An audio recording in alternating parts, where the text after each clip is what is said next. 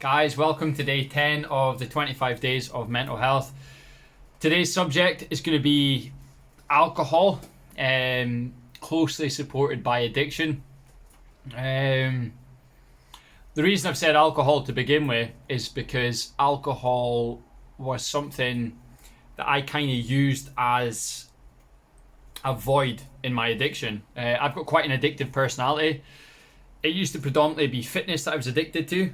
But seen as fitness is acceptable, it almost gets overlooked as an addiction.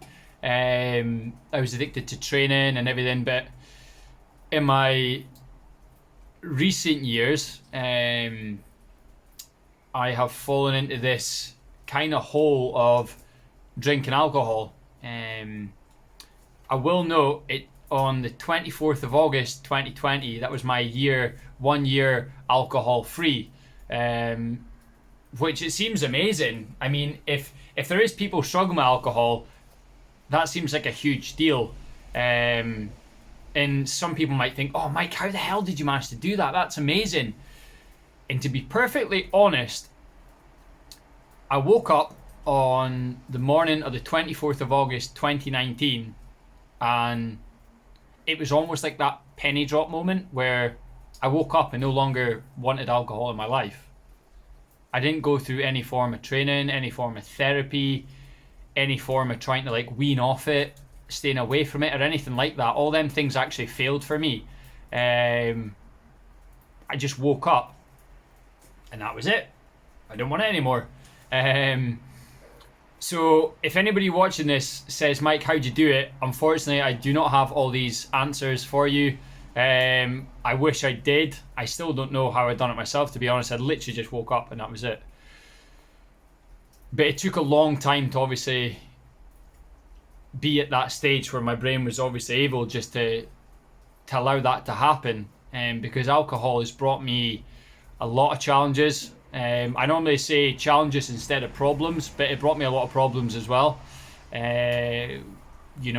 Relationship problems, not so much financial problems or anything like that, but it has brought a lot of problems where now I can see them as challenges.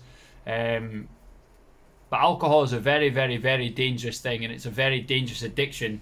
If you're addicted to alcohol, it's not a choice. It consumed me, and I wish it didn't. I used to drink mainly ciders, wines as well.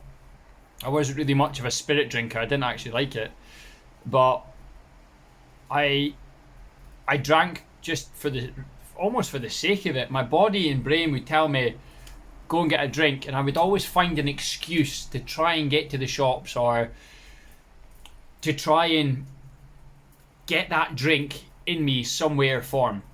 Half the time I didn't even realise I was doing it, which is worrying. Again, it's worrying. And when you have a drink, you then do silly things. So for me, it was sometimes I might come across extremely arrogant and cocky. Sometimes I would get quite angry, not so much aggressive, but I'd be snappy, and sometimes it would lead to sheer anger and outbursts. I got into maybe a fight or something, which could have been avoided, and put myself in situations I had no right getting into. And it's strange that you can blame alcohol for so many things, but at the end of the day, it's the person that drinks the alcohol to blame. What I used to find doing is I used to go up to Tesco's, which is my local supermarket, or one of them. I used to go up to Tesco's and I would buy some Strongbows, so a pack of 4, and I would go in and get a sunbed, a stand-up sunbed, and I would neck the Strongbows whilst having a stand-up sunbed. And then sometimes I might go and get some more. I would go back into the shop and I'd walk home. Sometimes I might try and sneak one on the way home. And I would come to this place where I am just now, which is down by the riverside, the Community Cleanup Hub, and I would sit sit in the viewing platform with the rusty handrail and the broken glass around me and finish the rest of the Strongbow cans. And then I would walk home. I would walk home to my beautiful partner and just pretend nothing had happened. Because for me, that was so normal in my head. It almost didn't exist. It almost wasn't a reality. Because I had no reason for it. I had no excuse to do it. I had no right to do it. I just done it. And sometimes I would say to my other half, you know, we should get a bottle of wine in tonight. And I'd find a way to make it an event, you know, like, let's celebrate this, or bloody hell, it's Wednesday and Wednesday's a good part of the week. And I would fuel it. I would fuel it with bullshit. And I actually believed my own bullshit, which made it sellable. And, you know, she would say, no, mate, we'll just have a glass. So in my head, I'm thinking, yeah, no problem. I would find the biggest bloody glass in the house and fill it right to the top, which was like 3/4 of a bottle of wine. Because she said get a glass.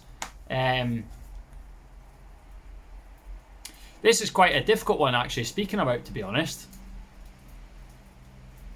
Yeah. This is quite a hard one because it's so bloody real. And I've not really spoken to many people about it before. Yeah, this is challenging. Alcohol took a hold of me. And in some situations, I remember some people saying to me, oh, Mike, you've got a drink problem. These are the closest people in my life saying, Mike, you've got a drink problem. But it's quite strange because deep down I knew I didn't have a drink problem. I would say, I'm the problem. It's not the drink, it's me, I'm the problem. And these people didn't understand that, and I couldn't explain it. I couldn't explain it in a way that they would understand. Because I couldn't fully understand it myself. I knew there was something wrong. I knew that having a drink wasn't right. I knew that what I was doing was completely wrong, but I couldn't explain it. And again, it's not until that day on the 24th of August 2019 I woke up and everything made sense. In my own head, I stopped drinking and things just became much, much better. Life became better.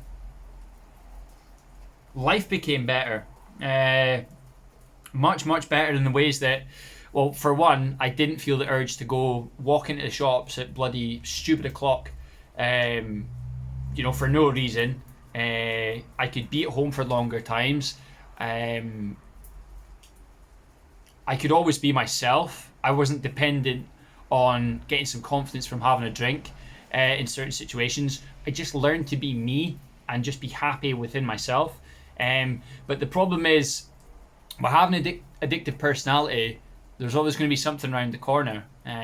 So, you know, at least try and be addicted to good things. So again, I am addicted to helping folk. I love it. I love helping people all the time as much as I possibly can. I love helping the environment. I love speaking to people. I love being happy. I love being positive. I love having high energy. So I am in a brilliant position that finally the things that I'm able to be addicted to are all good for me. And it's great. It's absolutely amazing. And I feel proud to be in that position, but it's not been easy. And would I still be in that same position with alcohol before if I didn't wake up in that mindset on the 24th of August 2019? I would like to think no, but I don't know. I really don't know. But obviously just now with everything going on with job losses and coming up to Christmas, people will be drinking. People will be drinking a lot, you know. But if you are drinking, make it an option. Make it an option to drink. And remember, you can always say no. You can always say no. And if you can't say no, seek help. Seek guidance, seek advice, seek support. Because if you can't say no to having drink or alcohol, it's a bit of a problem. Make it a challenge. That's today then, guys. Positive energy.